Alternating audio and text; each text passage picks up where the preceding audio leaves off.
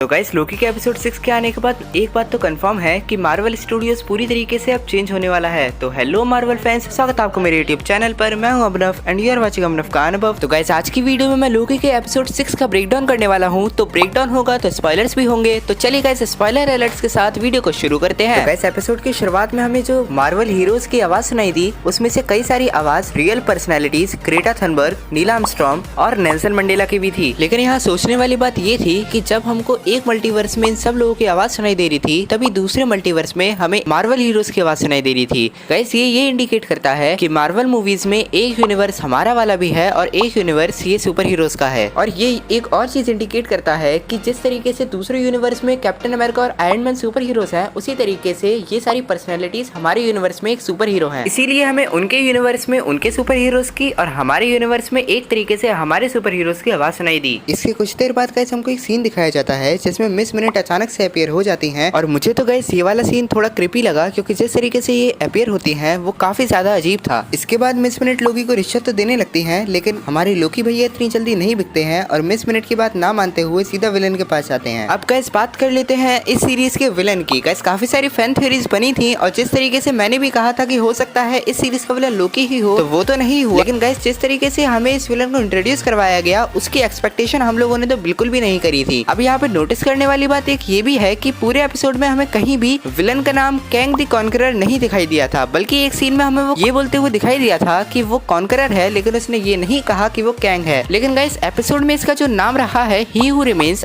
मैं आप लोगों को बता दूं कि ही हू रिमेन्स की हिस्ट्री मार्वल्स में कुछ इस तरीके से रही है कि कॉमिक्स में उसी ने ही टीवी को क्रिएट किया था और कॉमिक्स में जो ही हू रिमेन था वही शायद हमको यहाँ पे थोड़ा मॉडिफाई करके लोकी की सीरीज में एज अ विलन इंट्रोड्यूस किया गया है। अब यहाँ पे ही हू रिमेन्स के हिसाब से तो मिस मिनट ने हमको जो स्टोरी सुनाई थी वो सही थी और रियल लाइफ में जो मल्टीवर्स एग्जिस्ट करते थे उसमें से बाकी सारे ही हू रिमेन्स ने युद्ध करना चालू कर दिया और एक वॉर शुरू कर दिया, जिसके बाद इस वाले ही हू रिमेन ने एलाइट को क्रिएट किया और उसके बाद सारी टाइमलाइंस को खत्म करके एक सेक्रेट टाइमलाइन बनाई जिसके ऊपर अब ये पूरा यूनिवर्स चल रहा था। और जैसा कि हम एपिसोड में आगे देख चुके हैं कि ही हू रिमेन्स के मरने के बाद अब सारे के सारे मल्टीवर्स अनलॉक हो गए हैं और उसके साथ साथ अलग अलग ही हू रिमेन्स भी आने लगे हैं, जिसकी वजह से हमें आगे फ्यूचर में एक ये चेंज दिखाई दिया कि जब लोकी टीवीए में वापस आता है तब वहाँ पे टीवीए पूरी तरीके से चेंज हो चुका होता है और वहाँ टाइम कीपर्स के स्टैचूज की जगह पे ही हू रिमेन की स्टैचू होती है और अब टीवीए को कंट्रोल कर रहा है ही हू रिमेन्स का एक इवल वेरिएंट। तो गाइस जिस तरीके से हमें यहाँ पे विलन इंट्रोड्यूस होने लगे हैं उससे हमें एक ये भी हिंट मिलता है कि आगे जाके हमको विलन्स के साथ साथ हीरोज भी देखने को मिल सकते हैं और ऐसा ही कुछ हमें दिखाई देगा स्पाइडरमैन नो वेज होम में और इसके साथ साथ डॉक्टर स्ट्रेंज 2 में डॉक्टर स्ट्रेंज इसी पूरे मल्टीवर्स को ठीक करते हुए दिखाए जाएं। तो गाइस अब एक बात तो कंफर्म है कि मार्वल स्टूडियोज का आने वाला फ्यूचर काफी ज्यादा इंटरेस्टिंग होने वाला है और इसके साथ साथ हमें उसमें काफी सारे मल्टीवर्स का क्रेजीनेस देखने को मिल सकती है। और इसी सब के साथ साथ मार्वल स्टूडियोज के पास अब बहुत सारी पॉसिबिलिटीज भी खुल गई हैं, क्योंकि अब मल्टीवर्स के जरिए वो म्यूटेंट्स को भी दिखा सकता है, वुल्वरीन को भी दिखा सकता है, फैंटास्टिक फोर को भी दिखा सकता है और इसी तरीके से अपने आगे आने वाले प्रोजेक्ट्स को भी वो मल्टीवर्स की थ्योरी के हिसाब से दिखा सकता है। वैसे तो गाइस लोकी के लास्ट यानी कि 6th एपिसोड में